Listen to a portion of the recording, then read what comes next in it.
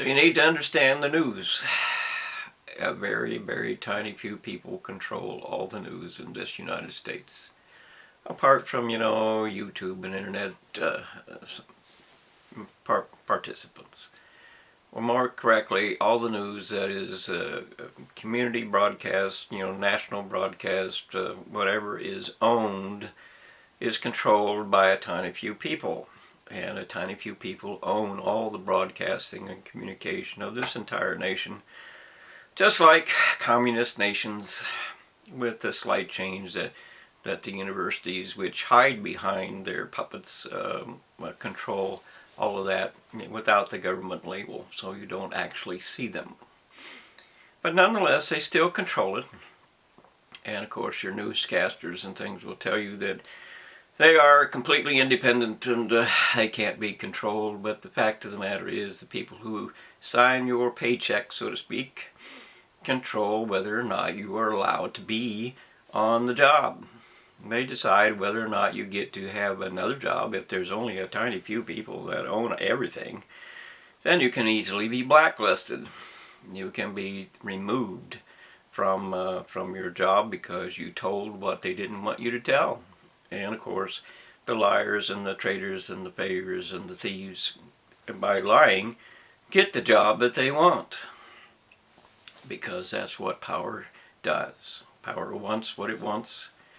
It doesn't care about what is or is not good. It just seeks money, and it seeks power, and it seeks the pride of owning and controlling everything, and so on. So just because you see something on the news doesn't mean that it's true or it's false. It just means that the editors who are hired by the people who own the networks and everything else have decided that that will be allowed, or the editor gets fired and thrown away. And if he does one wrong thing that they really don't like, he is blacklisted forever and will never be a newscaster of any kind again. So these are the things that we fight against, or must consider when you are only accepting of images to tell you things, even though you refuse to acknowledge anything other than what you want. And of course, bribes are what you want, so bribes are what you get. And the nation dies and the world dies because of your bribes. It is quite literally that simple. So we have to understand that a better way to go forward is to seek the evidence, demand that the evidence is not corrupted, as would be a courtroom trial with redress. And you have to be very careful about the evidence that you allow in court. You have to be very careful about the evidence that you are going to be chosen to believe or not believe, because they're going to manufacture all kinds of things for you to see, so that you can be distracted with what they feed you. It's not going to be a simple game. And if you don't enforce the idea that if you lie to us, you will be punished in prison or more severely, then it will be everywhere. There won't be anything to speak of. 1% allowed that might be true. You have to make the decision that you have to, follow the truth and let it lead you to where it will go. You can't decide beforehand where it will go. You have to let it lead you to where it will go. In other words, you can't taint the evidence yourself. Don't believe is the primary objective of the whole thing. Don't believe what you believe. And that means that you have to let truth decide. Because only truth knows what is true. And of course, you need to accept the fact that you don't know. And religion all says, we know. And of course, the universities all say, we know.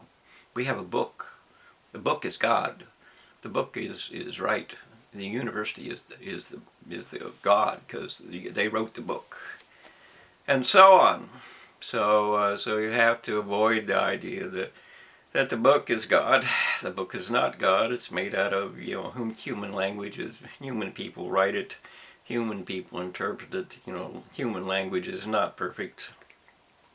None of it is perfect. So we have to do the best we can with what we have. And we have to understand that a lot of the problems of our society is based upon competition. The more the competition occurs, the bigger the competition is, the more tragedy will come, because competition forces a lot of people in or out of situations they don't want to be in. And so they revolt, and they create terrorism, and they create treason and thieves and what have you, because they are fighting against the competition that has grown to be too large for them to fight against. Lots of people are in jail because of the competition. And that's, of course, why we want to, if at all possible, at some point in the future, divide the world into this group belongs here and that group belongs there, and don't cross the line, because you are more competition, and we don't need any more competition. We are competition enough within ourselves. And that, of course, is especially true with male and female considerations. You don't need any more competition, and you do need to understand that you're going to grow up, and things are going to change, and the people that you pick on today may be the people you want to be part of your life tomorrow. Most actual friendship is based or built upon what you did in school, because only in school is there enough time to and enough energy to find out a little bit about somebody else. The reason that we don't have friendship to speak of, the reason that there isn't many friends to be found anywhere, is because there's a lot of competition. And that means that, television is competing, artificial intelligence is competing, people from all over the world are competing. Everybody is competing with everybody else for everything the same. And as the resources disappear, that competition only gets more severe and more critical, and there are more people thrown away. And when they get thrown away, they turn into terrorists.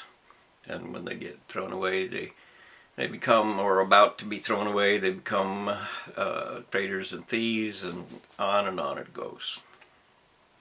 We have to make our world the least amount of competition that it is possible to make, so that we can all benefit from the idea that there is room for us. There is room for us. Have you considered that to be true at all? Because it is. Because, your home, your family, if there is no room for you, you have to leave. And if there's no food for you, you have to leave. If there's no tolerance for you or forgiveness for you, the end result is you're going to leave. So our need becomes, particularly now, limited capitalism is our friend. And every rich person in the world will say, oh, that. We don't want that at all. But the fact of the matter is that if you don't begin to share and care and respect each other in real terms, with actual friendship and things that are okay for life to go on, you will form all kinds of terrorism, and they will tear down your world. They will burn it down. They will explode it. They will do whatever they can because you let them out. You made them a situation in which their only choice is to die or fight with you. So limited capitalism gives everybody a chance to create a life, to participate equally or with reasonable standing against each other, and it limits the competition of all of us. Limited capitalism means that we as a nation decide what your maximum income can be for a year. Whether you make it in a minute or whether it takes 1,000 hours in a year or whatever it is, I don't care. there is a limit. And that, of course, ends the competition when you come to the limit. And we have to create, limited capitalism means there is a boundary line. No more possessions beyond this point. No more billionaires. None of that. No more tragedies and thieves and terrorists and all of that.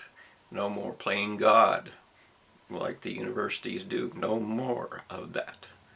Because we have to respect our world, and we have to respect all of the humans that are in it. We can't just, kill a billion people. There's still 7.2 billion people left. And they're going to remake that billion in 10 years. You can't do anything with war. And of course people say, well, you can't do anything with law either. But that just depends upon how we enforce the law. And it's true, you can't do anything with law unless you enforce it. Unless you enforce it. So we have to create for ourselves an international policing force. That's not dependent upon the leadership of nations. It's dependent upon what we choose it to be as we the world. We the world have to send the best among us to enforce our decision that nobody gets to cross the line, nobody gets to attack other nations, that you cannot allow leaders to create mercenaries out of your army and murderers in your army by forcing them to go attack somebody else to hide what you have done. We have to create the reality of limited competition, because we must. It's the only way we're going to survive. We have to create the reality of media that is owned by the public, completely owned by the public. In other words, we own everything that broadcasts communication with us. We can do whatever it is that we want to do, and we can hire the people by, we'll give the people who create the stories that actually make a difference in our lives, we'll pay them a year's salary or whatever it is to do that. So, and based upon, how much work they actually do. There's any number of things. There's lots of people in prison that probably shouldn't be there, because there is no real investigator on the other side. And while the police may or may not be doing exactly the best that they can, they too have limited resources. They too have limited time and limited money and so on. And so the end result of that is that we need to create a society in which investigators of the public are allowed to participate, so that they can, in fact, create the framework for evidence that will help us be certain of who should and who should not be in prison. And the primary facet of who should and should not be in prison is determined by hate. Hate is the single category of life or death on earth that matters to who is responsible for all the consequences that are coming on.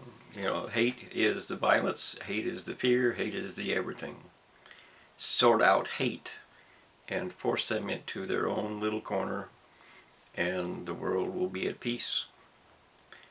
And of course, it still remains that that nations attack other nations when they when they destroy themselves, when they have too many children for this area to support, or when they destroy the resources so that there is no resource left to use, and on that they go attack somebody else. That's what history proves to be true. And of course, when it's either we die or you die, it becomes less of a problem to go ahead and murder the other people. And then there are all the people who say, well, we could have more if we just killed them. So that there too. But the end result is that we can help control each other. We can create boundary lines and enforce the boundary lines. And particularly useful tool would be robotic machine guns and things that will actually protect the boundary line. You come too close and you're just going to get killed. It doesn't matter who you are. Doesn't matter. They're going to shoot you down because the sensors will recognize you're there. So, we can, in fact, enforce, if you created the problem, you fix the problem. If you created the children and wouldn't refuse to have zero population growth, then that is your problem. It is not our problem. It is your problem. You go ahead and starve or die or fix the problem, whatever it is your problem. You do it. You chose. And so on and so on and so on. Nonetheless, we have to get over the idea that fancy pictures or images or videos or whatever it is that lead you to idealize this or that or the other thing are wrong for us. Rich people get to hire them. You do not. I do not. We have to make a decision for ourselves.